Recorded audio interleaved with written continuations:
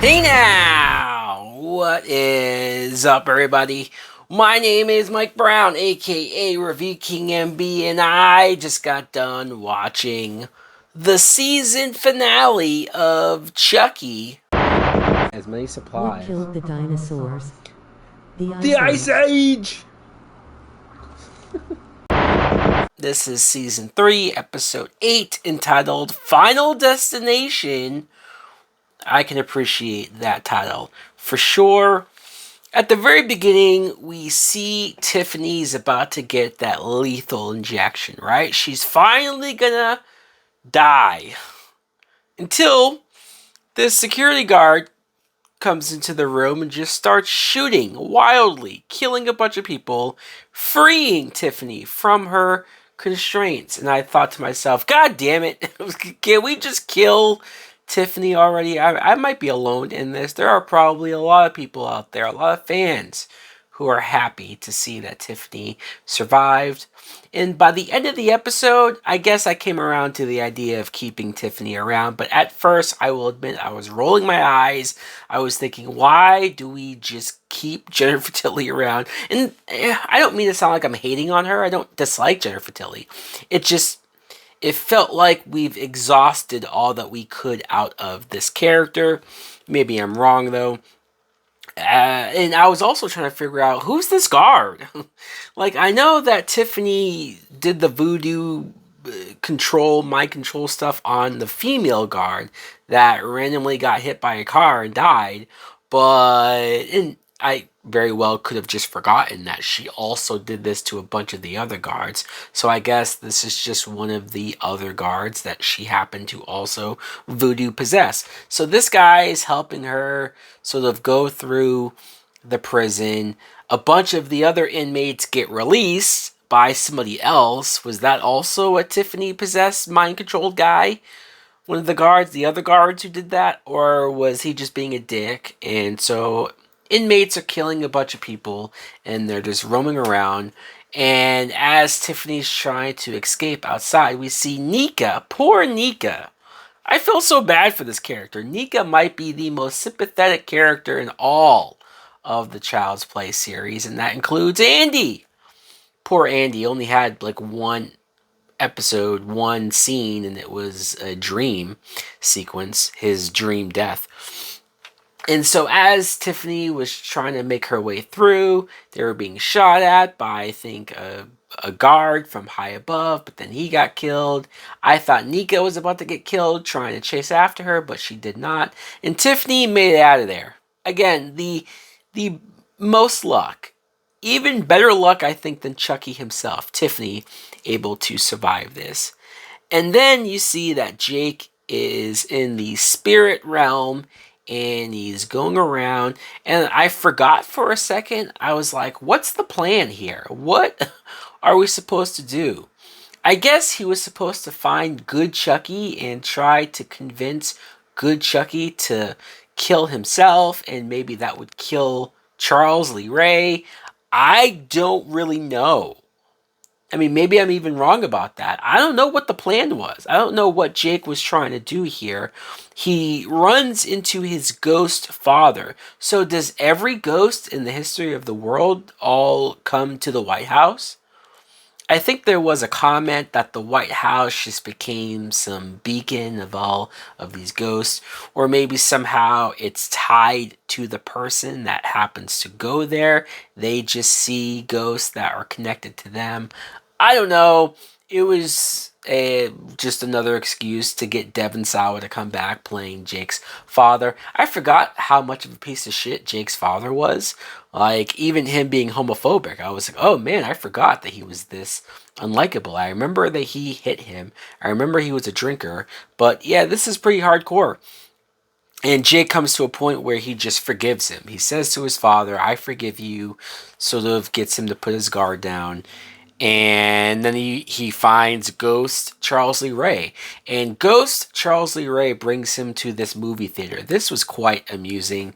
He just shows him a highlight reel of Chucky's best kills. You know, I got pretty psyched up and geeked out when I saw scene from the original movie of when Charles Lee Ray puts his soul into the doll, right? The original starting point of this entire thing. I guess they don't have the rights to the footage of the second and third movie, which I'll still never understand. Whoever owns that could just sucks. But they showed up various other stuff and other kills throughout the entire series. You saw various different versions of Charles Lee Ray. I don't understand why there was different versions of Charles Lee Ray in this theater. Like, shouldn't it just be the one? You know, it's not like he's died at different points in his life to where there would be the kid ghost version of him and then the teenage ghost version of him and then the version of him that actually would have been around the same age, right? Young Charles, seemingly around the same age as probably when he died. That version played by Fiona Dourif, Brad Dourif's daughter. So seeing her get to not only play him again, she was so good last season doing it, but she got to actually physically act with her father, like face to face. That was great. The two of them arguing back and forth. And I just liked the idea that young Charles E. Ray is still immature, still doesn't know shit. And older Charles is like, fuck you. Listen to me, goddammit. And then you see good Chucky doll. Good Chucky doll can't take being in the theater, can't take watching all of the horrible kills, so he runs out. Jake follows him. And I'm a little confused on, like, was good Chucky doll just playing Jake the entire time, distracting him? I think that's what they said. But so when good Chucky doll died, did he just revert back to being evil? He was pretending to be good Chucky while Jake was talking to him at first. I don't know. Maybe I was just sort of, not fully paying attention during this moment because I got a kick out of seeing giant, muscled Schwarzenegger Chucky once again. That was cool. And then this actually took me by surprise, and this is probably the best parts of the episode. Charles Lee Ray, Ghost Charles, possesses Jake. Like, it comes time for them to wake Jake up. He's been under long enough, so they give him the shot. And Charles takes possession, takes control of Jake's body. I was not expecting that. I kind of thought, fuck, this might be a great cliffhanger, is to just have Jake be evil from this point going forward. And you see him wake up, you see him sort of act weird. I found it amusing right before Jake woke up with Chucky possessing him. Jake in the spirit realm saw Devin trying to wake him up like he was in real life, but he was doing it to a Chucky doll. And then it almost looks like he's kissing the Chucky doll when he's actually giving him mouth to mouth. It's just a weird visual, the Chucky doll kissing another boy. But seeing the actor that plays Jake get to play evil, get to play Chucky, get to see him even kill the psychic in the elevator. It was a side to that actor that I think I kind of needed to see because he was quite good. Probably the best acting he's done in the entire series was getting to be evil Chucky. And honestly, I think they should have gone with that a lot longer. The White House burns down, catches on fire. The president's son, there's a sequence where he runs, his security guy gets killed by the FBI dude. I was never really into the FBI side plot, like them doing the cover up. I mean, I guess I get it as far as where they are, the White House, the presidency, but I just thought that the FBI guy was, especially here, very cartoonish in his being a villain. He, like, the place is on fire and he's just sort of yucking it up and like, haha, this is how it needs to be. I guess he was about to kill the son. I don't know. I just didn't really give a shit. He eventually catches on fire and dies as well. So good. I'm glad that FBI guy died. He deserved it. And when Jake meets back up, evil Jake meets back up with the group, he decides to bring them to where Caroline is, Lexi's sister. She finally gets to see her sister. And they get there, and we see John Waters, who actually was in Seed of Chucky, so he's back here, but he's playing a different character, of course, because he died in the other movie. he's playing the original inventor, the original creator of the good guy dolls. I mean, that seems random as fuck that we're just going to bring this type of character, the guy who created it, right? Created the doll, and he had some story about how he based it off of his son because his son died, blah, blah, blah. I still can't tell if he was touching his son inappropriately by some of the comments he made. I don't know. But then you come to find out that he's in on it. John Waters was in on the whole Chucky plot. They lured the kids there. Jake reveals himself as real Chucky. Caroline shows up, and she's a complete bitch. This little girl, I'm sorry, but she needs to die. She's fully ingratiated, fully committed, and a part of being a serial killer. I mean, I appreciate them making that choice, but I think Lexi seeing her sister like that, it's like, sorry, Lexi, but your sister's gone. There's really nothing more you can do here. This part was kind of weird. We see Nika follow Tiffany. Tiffany makes her way to the same house, and Tiffany decides, well, Chucky sort of asks her to, and she says yes, to putting herself back in the Tiffany doll.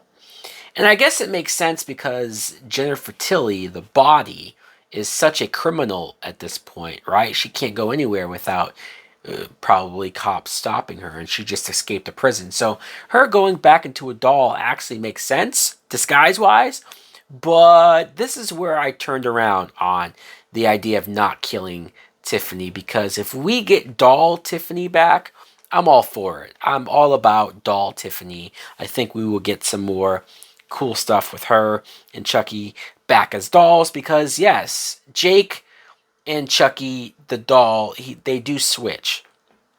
They use a doll that was, I guess, the original prototype doll that the guy created. They swap bodies. Jake somehow comes back, even though was his ghost not still in the White House. Again, maybe the White House is not really where they are. It's just a representation. Either way, Jake's back. He gets back into his body.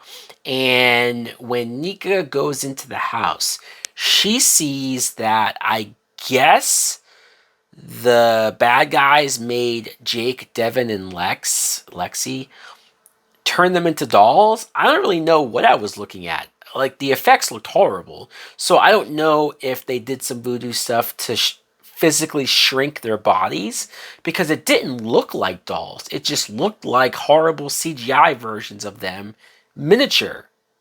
So I don't know. It was weird. I think it was supposed to be shocking and horrifying, but I just kind of went, wait, what? You know, a lot of confusion going on there. We end the episode with Tiffany and Chucky making out as fucking Caroline driving the car. I don't know how that is possible. And then we get this quick, almost presidential commercial of Chucky saying that he wants a fourth season. I don't know, because they had a phone number there. I called the phone number, and of course, there was a message with Chucky saying I was an idiot for calling the number, because who the fuck calls people nowadays? He makes a good point. You're supposed to text the number, and so I texted the number, and then they have you sign up to be a part of this messaging group thing, and I guess I'm a part of this Chucky messaging group. I don't know. I don't know if we're getting a fourth season. I thought I heard that they were going to do a movie, sort of continuing off of this continuity, but maybe we'll get a fourth season first before said movie. Either way, I was pleasantly entertained by the finale. I wasn't blown away. I wasn't like, oh my god, this is the greatest thing ever. I even think this season overall was just sort of average. Like, I was entertained. Can't say I loved it. A lot of weird shit went on. But I am curious if they do continue on, where we go from here. Anyways, guys, thanks for watching. Like, comment, subscribe. Later.